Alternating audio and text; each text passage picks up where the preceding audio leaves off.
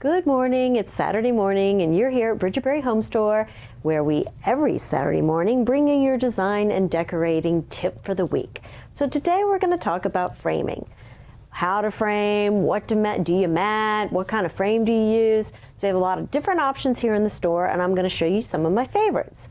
So starting here with this beautiful Ron Royals photograph, you can see how this black and white graphic image would benefit from a frame, yes, but it really is a striking because it's almost floating, as you can see here, with this little bit of a gap and this beautiful wood frame. It sets it off, it makes it very graphic. I don't think it would look the same with no frame, and certainly a mat would sort of, make it look a little heavy.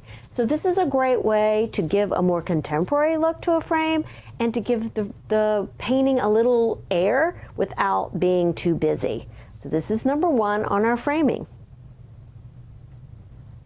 Our second option for framing is maybe a little more typical, what you'd normally see, right? Glass, an image, but we've done something a little more different with this silk screen by Deborah Weiss.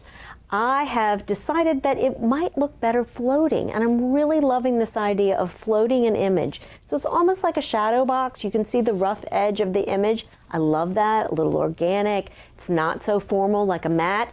And we floated it here, and then I've used the natural frame. I think the natural frame really brings out the colors in your art. So you want to think about that when you're framing things, how the frame interacts with the art. But this is floating over a little bit, and how much depth? Everybody always says, should it be even? Should it be uneven? I think it depends on the image, and on this one it's very even because this is almost a square. So you're keeping that very symmetrical, but sometimes you may want a little heavier depth on the end, and you may want something more dramatic. But this is number two, how to frame art. So our third framing option is no frame at all, right? I love that in an oil painting. So in this beautiful Scott car that we have here, you can see there's no frame at all. And what's really interesting is just the way the oil painting and the wax just turns the edge. It's part of the artwork. You see that. It's sort of a little bit of an interest on the side. So I love an oil painting with no frame at all.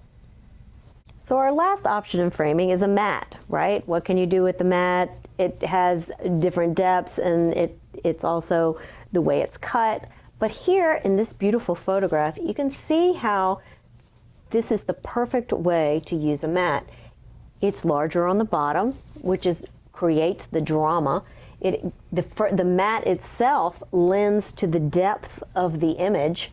And then the framing is black to go with this, so it's very much a black and white complete image. If it was brown, maybe it would take away from that graphic nature. So this being just probably like 5 inches and these being about 2.5 just adds to the drama. So matting an image is a cool way to enhance the artwork itself. And don't forget, again, the frame is so important, the color, to match your art.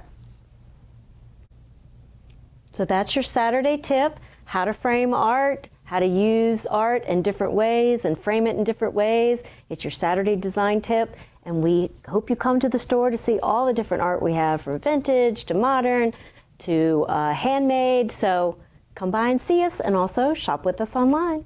Thanks.